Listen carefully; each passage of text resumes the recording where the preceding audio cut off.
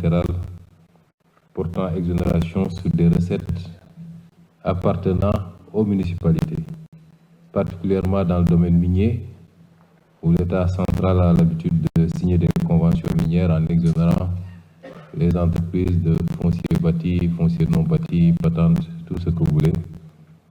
Et ça, ce n'est pas justifiable. Par contre, pour cette mesure, il faut considérer que c'est une mesure sociale d'abord et qui profite à vos administrés. Parce que ça permet peut-être d'acheter le mouton un peu moins cher ou beaucoup moins cher.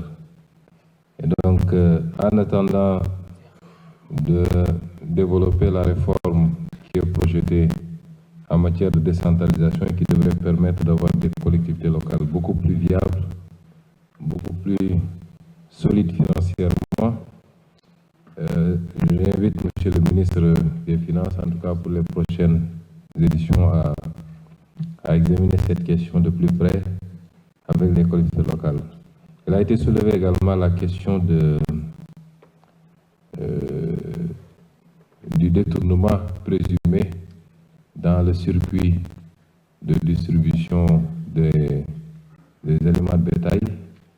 J'invite Monsieur le ministre de l'Agriculture, comme nous l'avons fait d'ailleurs avec les intrants agricoles, à s'intéresser particulièrement à cette question et à nous dresser un rapport éventuellement. Alors, en relisant hier le relevé des décisions issues du Conseil interministériel tenu l'année dernière, c'était pour la Tabaski 2023, je me suis rendu compte que une bonne partie des mesures qui ont été énoncées ici figuraient dans le relevé de l'année dernière. En tout cas, une très bonne partie. Évidemment, il y a quelques nouveautés, c'est vrai, mais il y a une très grande partie qui figure. Nous considérons que cette pratique consistant à énoncer un chapelet de mesures conjoncturelles pour parer à l'urgence d'une forte demande de nos concitoyens à la veille de la Tabaski ne coïncide pas ou n'est pas conforme forcément à la doctrine de souveraineté alimentaire que nous avons déclinée dans le programme et qui est très chère au président Bassirou Diomaye Faye. Cette doctrine englobe la question de l'autosuffisance alimentaire. Or, le constat, il est là. On parle de Tabaski. On dit qu'il y a un besoin de 810 000 têtes. Et beaucoup d'acteurs ici ont magnifié les efforts ou les progressions qui ont été réalisées ces dernières années et que nous saluons. Et nous vous en félicitons, qui ont permis peut-être de réduire la dépendance vis-à-vis de l'extérieur. Mais ça, c'est uniquement pour la Tabaski. Le constat, c'est que, en réalité, nous continuons à être extrêmement déficitaires, ce qui se ressent au niveau des marchés. Selon les données de l'ANSD, ça c'est les statistiques de l'ANSD, les prix moyens de la viande de mouton et de bœuf ont drastiquement augmenté de 2014 à 2023. On parle de la Tabaski, c'est un seul jour, maximum 3 jours. Mais sur le reste de l'année, les 358 ou 59, les Sénégalais continuent à aller au marché et à acheter de la viande, à acheter du lait,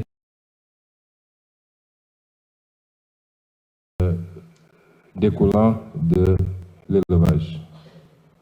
Le prix du kilogramme de viande de mouton de 2782 francs en 2014, de viande de mouton de 2782 francs en 2014 à 4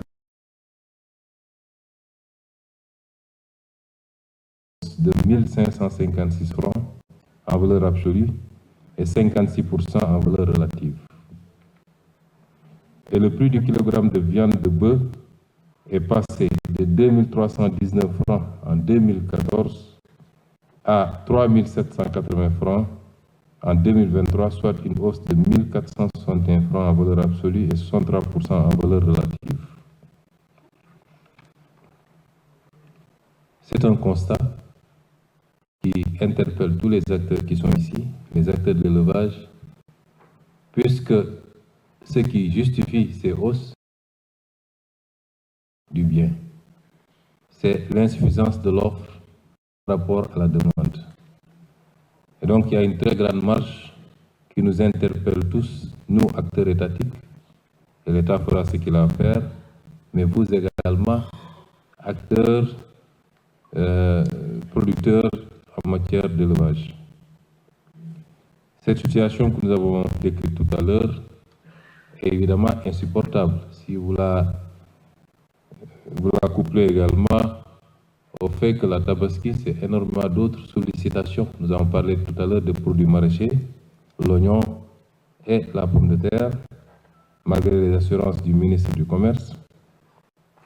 Mais je crois que le format même du Conseil interministériel doit être revu d'ici l'année prochaine, parce que la Tabaski aussi, c'est la fête de l'artisanat. Comme l'a dit tout à l'heure monsieur le ministre en charge du tourisme et de l'artisanat. Et probablement, le budget consacré à ce secteur est beaucoup plus important que le budget mouton. Si vous prenez à l'échelle d'une famille, si toute la famille doit s'habiller neuf, se chausser neuf, évidemment, c'est beaucoup plus d'argent certainement que le prix d'un mouton. Et il y a des actions fortes à faire pour la promotion de l'artisanat dans ces occasions. Je crois que nous avons, par le passé, essayé de le faire en nous rendant dans les villages artisanaux et en appelant les Sénégalais à consommer le plus local possible.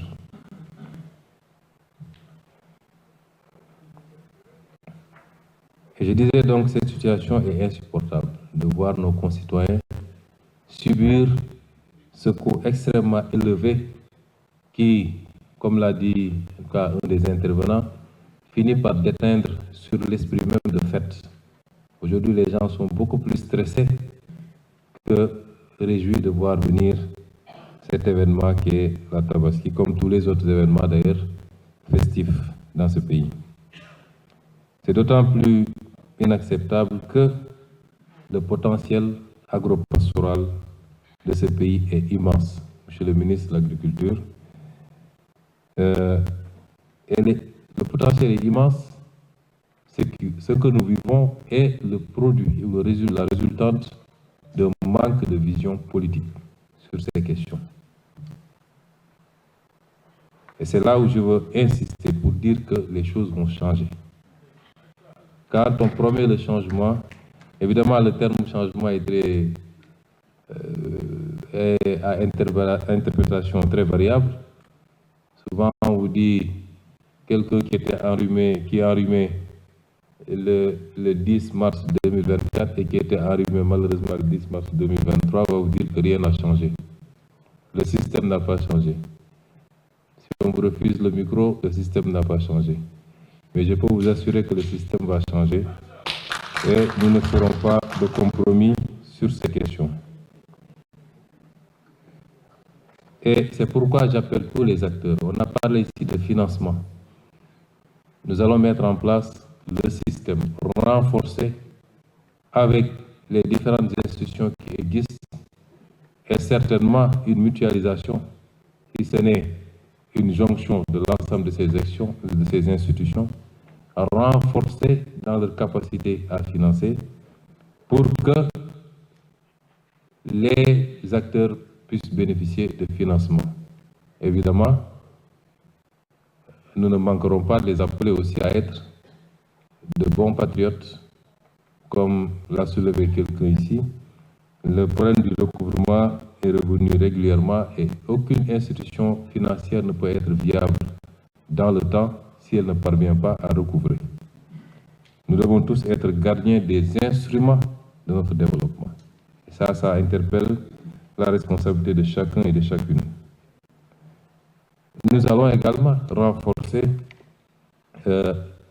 l'organisation de de l'ensemble du monde agropastoral, et c'est pourquoi la structuration autour de coopératives est extrêmement importante pour nous, aussi bien pour l'activité agricole que pour l'activité pastorale. Et c'est pourquoi il a été jugé utile de désigner un secrétaire d'État rattaché à la tutelle du ministre de l'Agriculture qui s'occupe particulièrement et spécifiquement de cette question d'organisation des producteurs, notamment dans le cadre des coopératives agricoles et des coopératives d'éleveurs.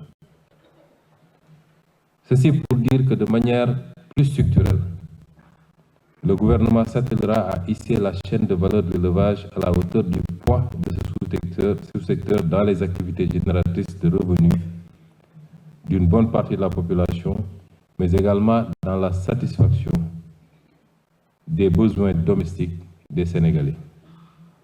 Nous accorderons beaucoup de prix à ces considérations. Je n'ai pas inclus la chaîne industrielle qui doit aller avec.